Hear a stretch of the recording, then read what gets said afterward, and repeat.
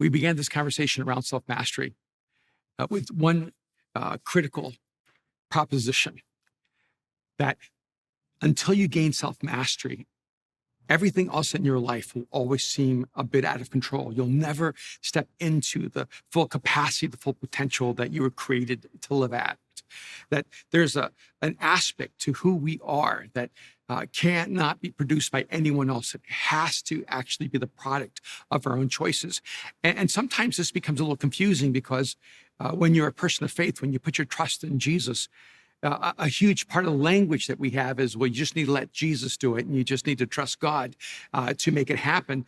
And so what happens so oftentimes is that our journey of faith causes us to abdicate those areas in our life where we have to take mastery over ourselves. And so we focus together, beginning with the concept of ownership, that until you take ownership for your life, you will not have the power to bring the change that your life so desperately needs, that you so desperately want to bring to your own life, to your own future, to your own personhood. And yes, there is this powerful interplay between you and God, that there are things in your life that you cannot do for yourself, that only God can do for you. But there are things in your life that you must do for yourself, and God will never take them out of your hands. He will give you the power. He will give you the strength. He will be with you in his presence, but he will not do it for you. He's going to empower you and hold you responsible to make those choices. Ownership is at the center of resilience. But we also saw how not only is ownership critical to self-mastery, but so is mindset. And that the filter through which we process thoughts, the way that we deal with the battle of our inner world, the way we're able to take every thought captive is critical to our own self-mastery. You will either take control over your thoughts or your thoughts will take control over you. And we began to unwrap how this dynamic of ownership and mindset, moving you to clarity, will be one of the critical aspects of your ability to be resilient throughout your life. And the last aspect that I want to focus on in this framework of self-mastery is energy. Now, I know a lot of times when we talk about self-mastery, there ends up being a conversation about time management, about how we organize our day, how we schedule our time. And I know some people are very structured, some people are more unstructured, and the aspects of personal discipline can become hugely significant in our ability to take mastery over our lives. But let me tell you, far more important than time management is energy management. So oftentimes we don't actually think about ourselves as energy machines or energy creatures. We both expend energy and we have to replenish that energy. And I want to just give this disclaimer. We live here in Los Angeles. We're right here in the heart of Hollywood. And so the language of energy is a huge part of the LA culture. And it's one of those words that my wife, Kim, has always hated. Whenever someone would say, oh, he has such great energy, Kim would just cringe. Or when people talk about the energy in the room or affecting each other's energy, and it would just drive her crazy. And then, of course, it just seems like it went off to all kinds of extremes, from energy rocks to crystals that give you energy. And frankly, over the last 30 years, I think she feels like she's lost the battle. Because 30 years ago, the language of energy was a really, really esoteric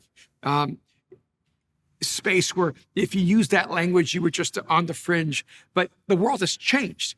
I mean, now we have energy bars and we have energy drinks and we have an entire language and an entire industry around energy. And in fact, now we understand, and by the way, this is scientific, that we human beings, even though we feel ourselves as the composition of flesh and blood, we are actually pure energy.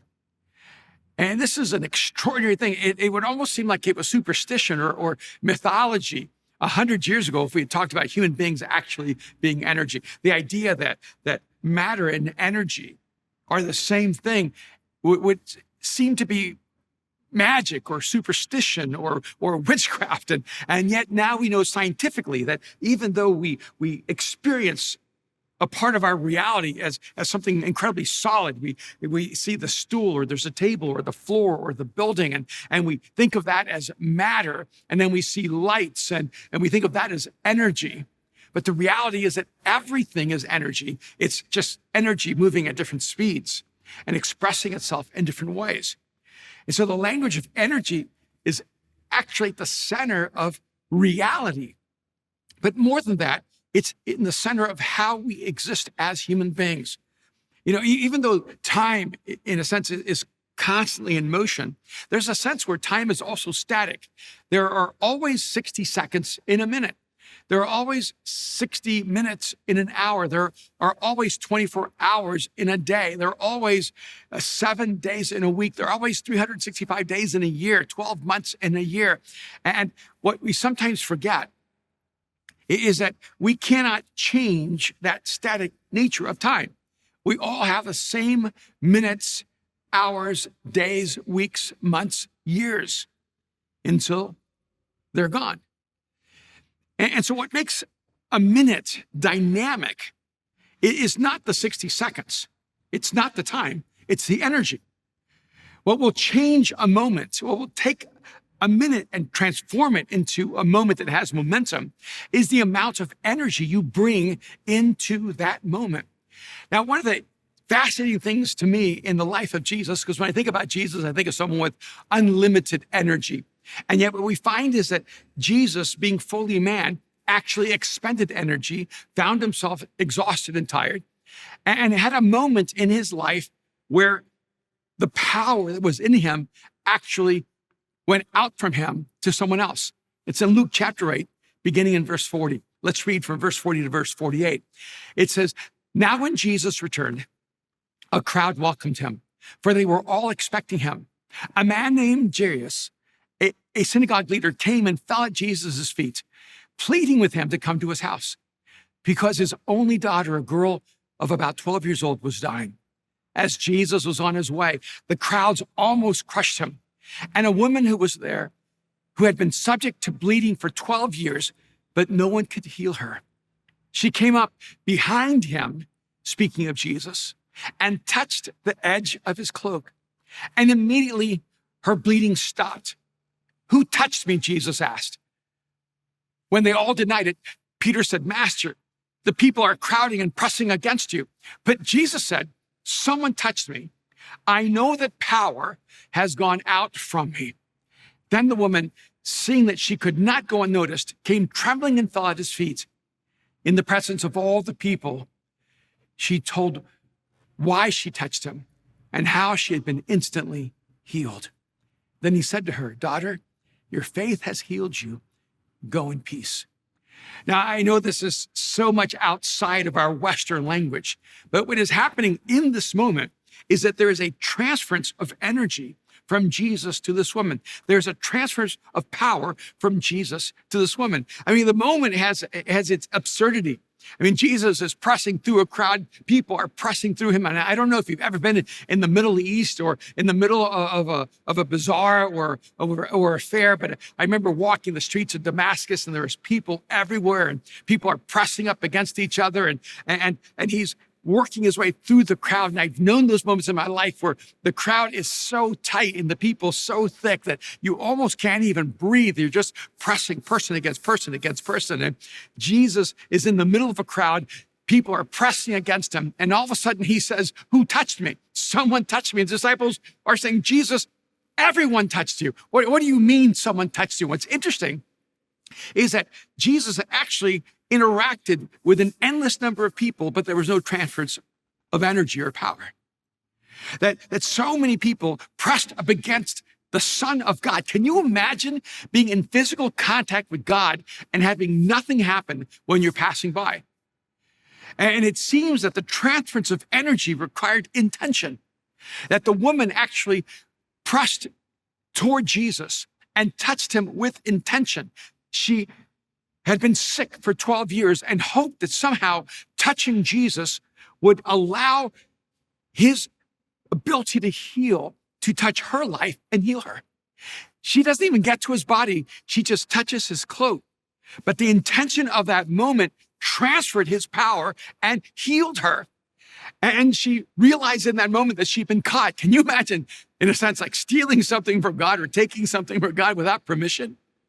And then God stopping that moment and saying, who touched me? And she knew exactly why he was asking the question. It wasn't who touched me. It was who touched me, who reached out for me with intention, that my power would go from me to them to bring the healing they needed. And when the woman finally exposed herself, she was trembling and fell at his feet in the presence of everyone and acknowledged it had been her and how she'd been instantly healed. And then Jesus confirms on her the reality of what just happened. Daughter, your faith has healed you. Go in peace. Now, the reason I highlight this moment, it's not a moment that's really highlighted a lot in the scriptures. It's one of those moments in the life of Jesus that doesn't really fit into our more controlled understanding of how God works in the world. But we need to realize that this moment gives us an insight to how energy transfers and how the power of God in this moment brought healing to this person who reached out to God and asked God for help. And I began to wonder if Jesus could actually feel power leaving him, how much more does that actually apply to us? See, the reality is that we are both consumers and conduits of energy. We both expend energy every day, and we also consume energy every day. Now, for years, I heard, and I don't know if this is true because medicine always seems to change its mind about things, but I've always been told that breakfast is the most important meal of the day. Now, I absolutely believe that as long as what you mean by breakfast is coffee. Now, every day I go get my breakfast and it's called a cappuccino. And that's my breakfast. I need that caffeine. And the reason I need that caffeine is that inside of that cocoa bean that is crushed and pressed, grounded, and then where the juices are extricated, you see what is happening is that the barista is like a magician. The barista has the ability to extract out of that bean all the energy I need for that morning. We don't call it energy, we call it caffeine. And a lot of us are addicted to caffeine. Why? Because we need that external source of energy to get us going throughout the day. Because some of us are not morning people. Now, Kim is a morning person, and I'm outnumbered. Aaron is a morning person, and Mariah is a morning person. I'm a morning person if it counts that sometimes I go to sleep in the morning, but I'm actually, and I've always been a night person. And in the morning, I wake up, but I'm not one of those people that just pops out of bed full of energy, excited about the day. In fact, sometimes it just used to frustrate me when Kim would wake up and she would be so loud because she was so happy and she did not want to be alone. So she wanted to make sure she woke me up. She just has all this natural energy in the morning, but her energy starts high and then it dissipates and it lands way before the sun sets.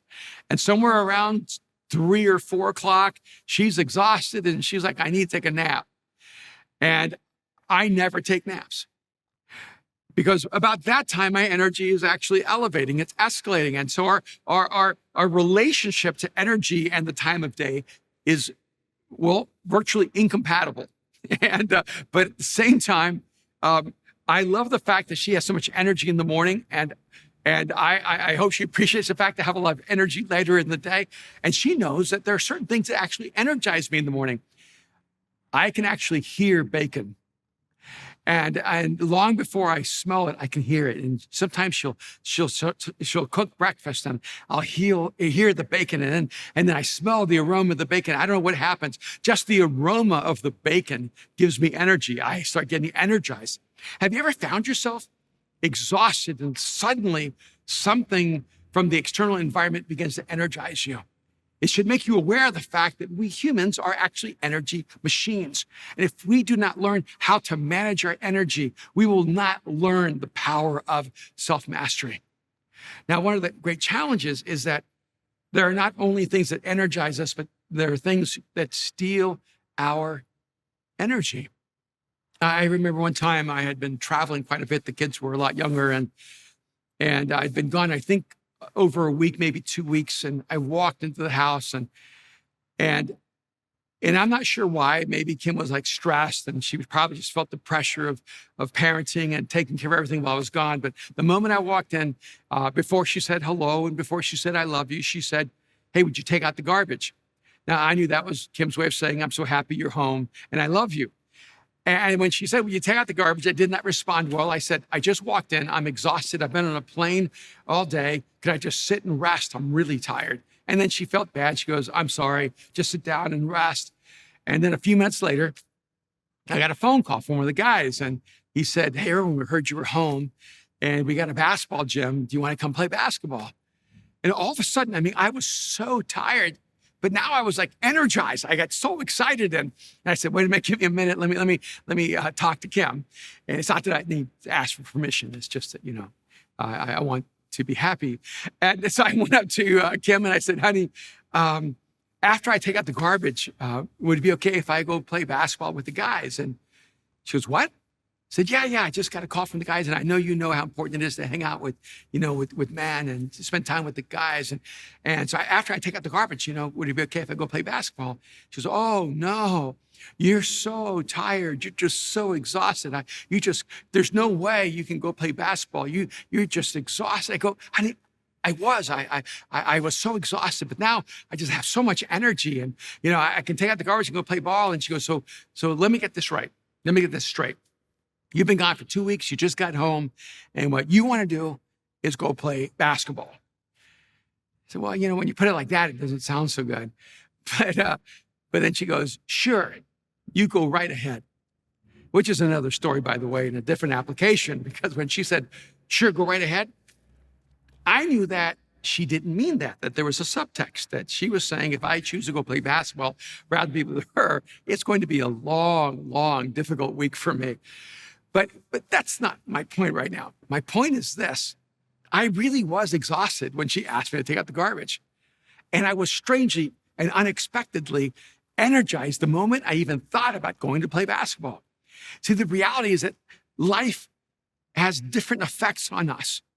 And it changes the energy dynamic inside of us. And you need to be careful if you're only doing things that cost you energy, and you're not spending time doing things that also replenish your energy. And people expend and replenish energy differently.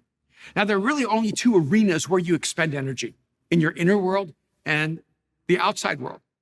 You expend energy in your inner world, and we're going to talk a little bit about that. You expend energy in the outer world, and we're going to talk a little bit about that. But in those worlds, there are these epicenters that consume energy. And let me just kind of highlight a few of those. Because I know in my life, sometimes one of these epicenters consumes more energy than another one. One of the epicenters that consumes energy are problems, crises, challenges. And so when you're facing a problem, when you have a crisis, when you have a challenge, it'll consume energy. Long before you ever have to face the crisis or deal with the problem or face the challenge, you begin to expend energy just trying to solve the problem. Have you ever had a problem and all you can do is think about the problem? All you can do is think about how to solve the problem, and you cannot figure out how to solve the problem. So you're just feeling the anxiety, the stress of the problem. And in fact, when you actually face the problem, it's not nearly as bad as all the scenarios you created in your head. When you are processing problems and crises, it actually costs you energy. And what's so interesting is that so oftentimes our ratio is way off. We'll spend 90% of the time thinking about the problem, worrying about the problem, and 10% of the time solving the problem and doing something about the problem. But here's the crazy thing.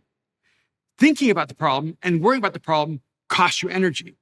Actually, solving the problem will most likely give you energy. And yet we spend less time doing the very thing in relationship to the problem that gives us energy, and most of the time on the part that actually costs us energy. So, quick strategy. When you have a problem, when you're facing a crisis, when you have a challenge, spend 10% of the time worrying about it, thinking about it, and trying to solve it in your head, and 90% of your time solving the problem, doing something about it, and getting it out of your field of concern. Problems are one area where we all expend energy, but another one is people. It's relationships. In fact, I think this might be one of the highest consumers of our energy. Navigating relationships if I can say this politely, is exhausting. I mean, this planet would be perfect if it wasn't for people, right? And have you ever thought your life would be great except the people in your life? But the reality is that the people in your life also bring the greatest beauty and wonder and joy and fulfillment. And so the reality is that people are both our greatest gift and our greatest challenge. But navigating relationships can be an incredible point of consuming energy in your life, especially when those relationships are unhealthy. Unhealthy relationships consume energy. They will just suck you dry of all the energy you have. In fact, everything in life can be going great. And if you have unhealthy relationships, you will feel as if you have no energy for life. You'll have a hard time going to sleep at night or have a hard time waking up in the morning because that energy consumption is tearing you apart. And so one of the great choices we have in life is to allow broken, dysfunctional, unhealthy, unproductive relationships to consume all of our energy, or to move with courage and deliberation toward creating healthy relationships in our life. It's one of the reasons Jesus talks so much about forgiveness. It's one of the reasons he actually talks to us about the destructive power of bitterness. Forgiveness is one of the ways that we can keep moving our relationships toward health. And it's a beautiful thing. When there's health in our relationships become a source of energy. When our relationships lack health, they become a source of consuming energy in our life. I don't know if there's anything in my life that consumes more energy than unhealthy relationships. There's also another source of energy consumption, and I would call it work. And I don't mean work in a negative way. It's the whole aspect of the creative process. It's everything about what you're producing in your life. Work takes energy. Well, I hope it does. Otherwise, you're not doing a very good job. When you go to work, that's why it's called work. It's because it takes energy to accomplish the task. And so oftentimes what happens is that our jobs become a source where they only consume our energy rather than replenish our energy. I know this may be a crazy concept, but your job can actually give you energy. Because when you love your work, it energizes you. When you love your job, it energizes you. When you love the people you work with, it energizes you. When you love the end game, the end product of what you're doing, it energizes you. Your work can actually become a source of energy.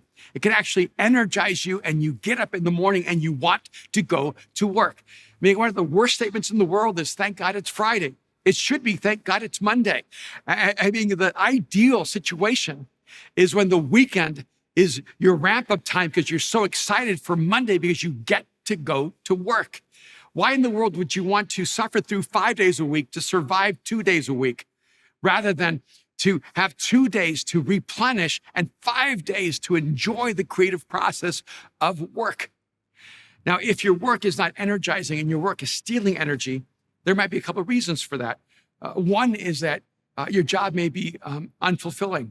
You're doing something that doesn't actually fulfill you. It's not really in alignment with God's purpose for your life. And so you go to work and it's unfulfilling. And so every time you go to work and you use your energy to get the job done, all it does is it costs you energy because it's unfulfilling and it doesn't enrich your life. And another reason it may actually cost you energy is that it's unchallenging. You may actually have a job where you're not being challenged enough. It's just too easy for you. And so there isn't a sense of reward because it doesn't actually challenge your life. And so it can actually be unfulfilling. It's not in alignment with God's purpose for you, but it also can be unchallenging. It's not really in alignment with your capacity. And you've chosen a job that doesn't actually call out of you the best that you have. But it also may be that your job is simply unrewarding, that it doesn't give you a sense that you're doing something that matters in the world. And one of I think the great tragedies is if it's in your control to choose your work, why work at a job that is unrewarding and unchallenging and unfulfilling? And I think sometimes what happens is that we sell our souls for way too little money.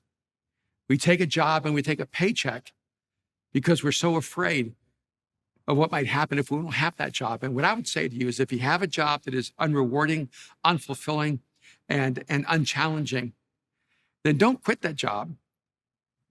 While you have that job, start looking for another job.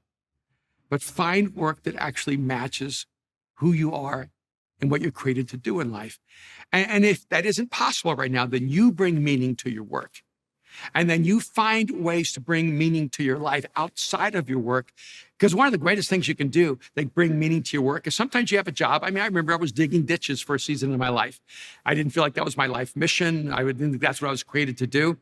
But you know, when you're digging ditches and you realize that the paycheck is giving you freedom to get to do some other things that you love, you're just financing your dreams.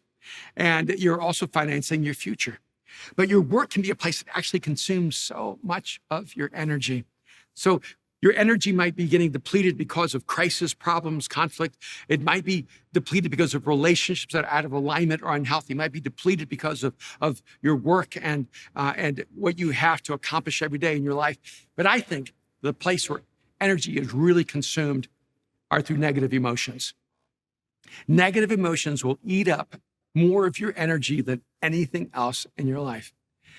And I think it's fascinating that the scriptures talk so much about negative emotions and positive emotions.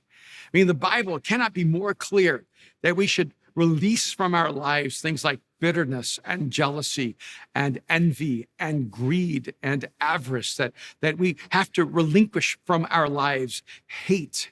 And we need to relinquish from our life and unforgiveness unwillingness to forgive and an unwillingness to ask for forgiveness.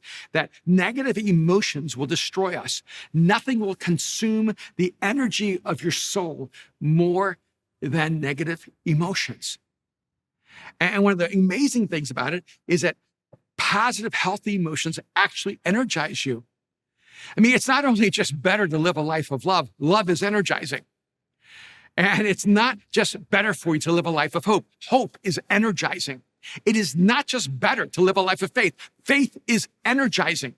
See, it's not just better to live a life of compassion and generosity. It's not just better to live a life where you're trying to make the world a better place and to do all the good you can. It actually is energizing. Here's the crazy thing. Serving others actually is energizing when you're doing it for the right reasons with the right intention and motive.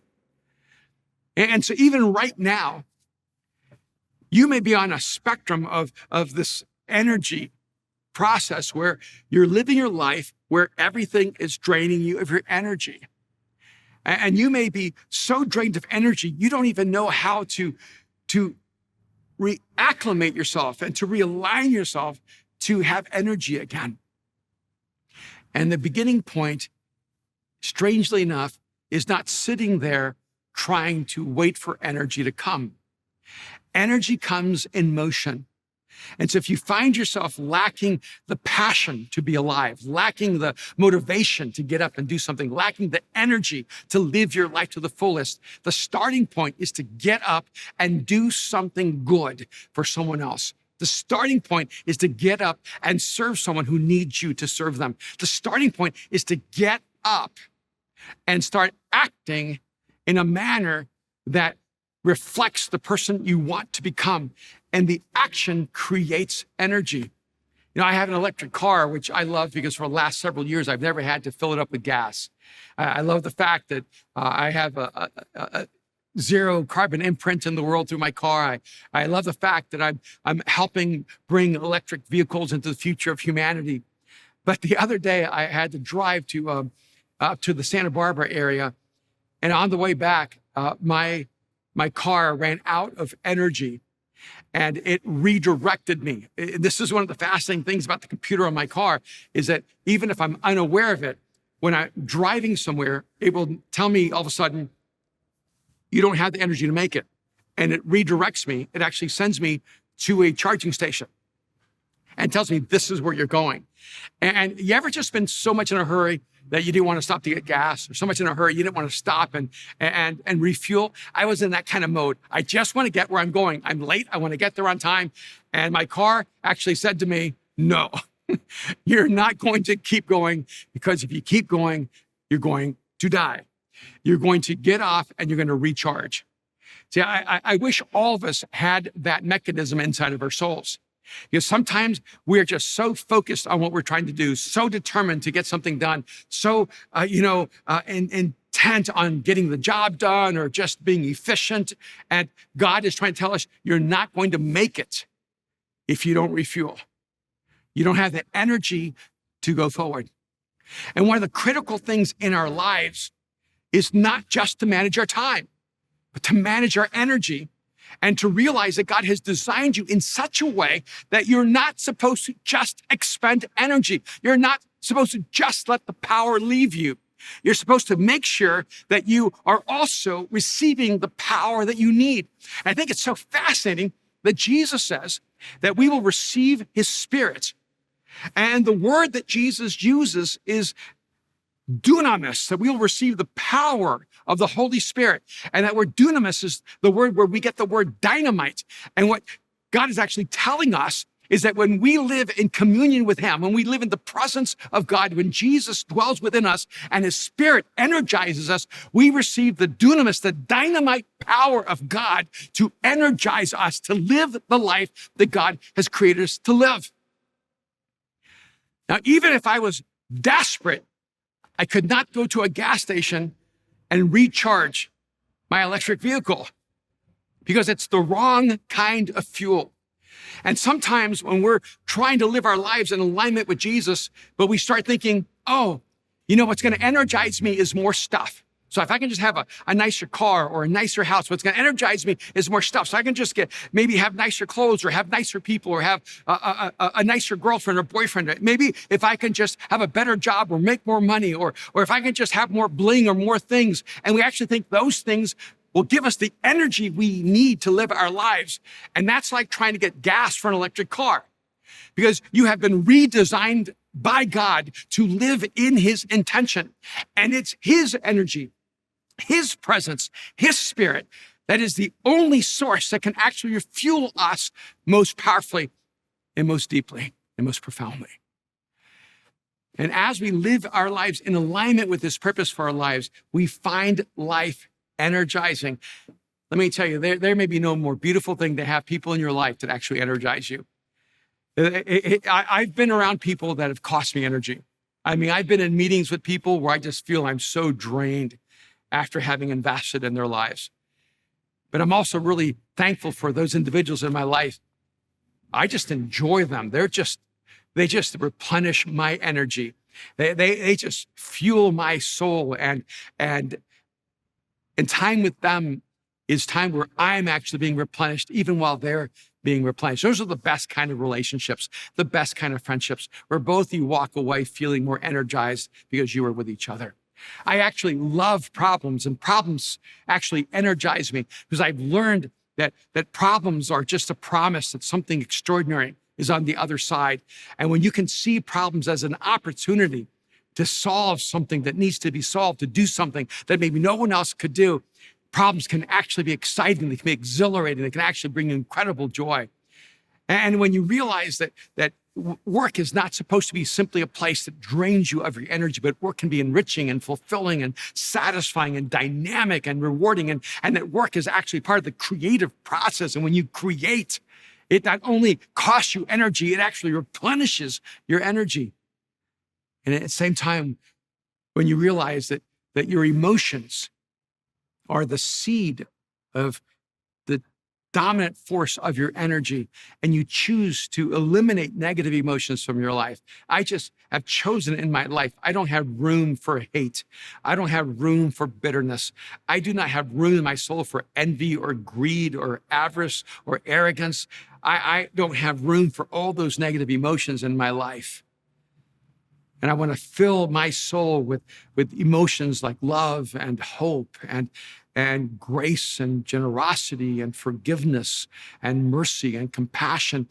And that those emotions actually give me the energy I need to live the life that God created me to live. A woman touched Jesus and he felt power leave his body. And when his power left him, she found healing. And when Jesus looked at her, he called her a person of faith. because he knew that it requires faith to receive from God the healing that only God can bring. Here's the amazing thing about Jesus, is that Jesus is the singular source from which all of our healing can come, where the healing of our deepest wounds can actually take place. He's the singular source that can meet us at our point of need. He's the source of the love our souls have so desperately longed for. He's that source of hope that our souls have so desperately longed for. He's the courage that we've needed when we've been afraid. He's the confidence we've needed when we've been uncertain. And I think so oftentimes we try to prove to ourselves that we can do life without God when we were never created to do life outside of him. I had a conversation last week with a guy who, a really successful businessman, and he was in this group of people that paid $100,000 to be at an event, and they had to minimally make $100 million a year in their company. And I was there as a speaker, and I began having this conversation with this guy, and he told me, we just haven't accepted that we are all God's. And the most important thing I can give to myself is unconditional love. And I looked at him and I said, how's that going? Because one thing I know about you and me and all of us as humans is that we're terrible at giving anyone unconditional love. Not only can we not give other people unconditional love, we can't even give ourselves unconditional love. So how's it going? Are you giving yourself unconditional love? And he said, yeah, it's not going well. I said, that's why you need Jesus, because he's the only one who can give you unconditional love. And I want you to hear me right now. There's no one but Jesus that can give you the unconditional love that your soul longs for. And so if you're listening to me right now and you're in this moment and you realize, I don't have all the answers and there's so many questions that are yet to be answered, but what you know is that you need God. What you know is that you need an unconditional love that you cannot give yourself. You need the love that Jesus came to give you. That's why God stepped into human history. That's why Jesus came in flesh and blood. That's why he allowed himself to be crucified on the cross. That's why he rose from the dead, so that you could know unconditional love, unconditional forgiveness, and through his forgiveness, find freedom and life. And so in this moment, if you are ready to trust Jesus with your life, I just want to invite you right now just to cross the line of faith and pray a simple prayer with me. It's just one sentence. It's not everything you and God need to talk about, but it's where it needs to begin. If you're ready to trust Jesus with your life right now, just pray this prayer.